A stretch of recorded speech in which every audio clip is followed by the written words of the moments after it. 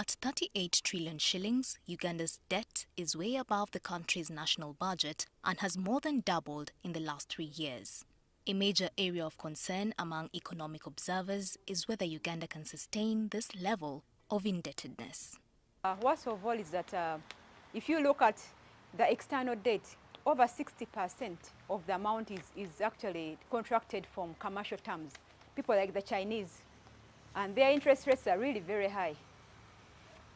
So that has an effect on our payback. More to that is the fact that it is contracted mainly in dollars, worrying economists a lot more considering the fact that the shilling has steadily underperformed against the dollar over the last 2 years. Uganda has over the past 5 years borrowed heavily mainly towards building major infrastructure projects such as roads, dams and the standard gauge railway.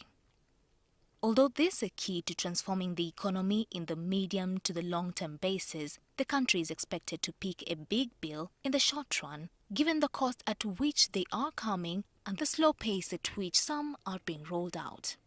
We have seen some of the projects where Uganda has borrowed being behind schedule.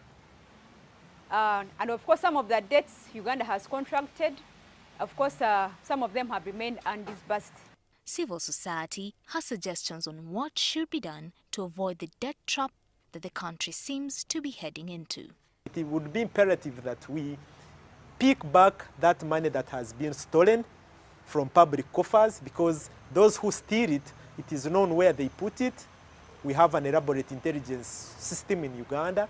That money should be picked. What they eat is known, where the money is kept is known, where it is being invested or used is known. So we can precisely collect back that money and then we lessen the burden. But we also need to have limits within which we should be borrowing. We should not be borrowing every time on emergencies. For instance, if you are going to borrow to finance refugees, I don't think that is a priority right now. Borrowing should be limited to only priority areas which will be able to generate returns in the long run. Sometimes government borrows to support recurrent expenditures, and one of the areas where the state has a fairly big debt to clear is with the public service pension scheme. The government officials should also do their own contribution for their own pension schemes, just like the rest of Ugandans are doing. That way, you lessen the pressures on the budget. Some of the freed money, according to civil society, can be used to support capital expenditure in areas like infrastructure. In the next financial year, government is expected to spend 2.7 trillion shillings on debt servicing alone. This coming at a time when the taxman is performing below target amidst depressed economic environment, casting a grim picture than a rosy one.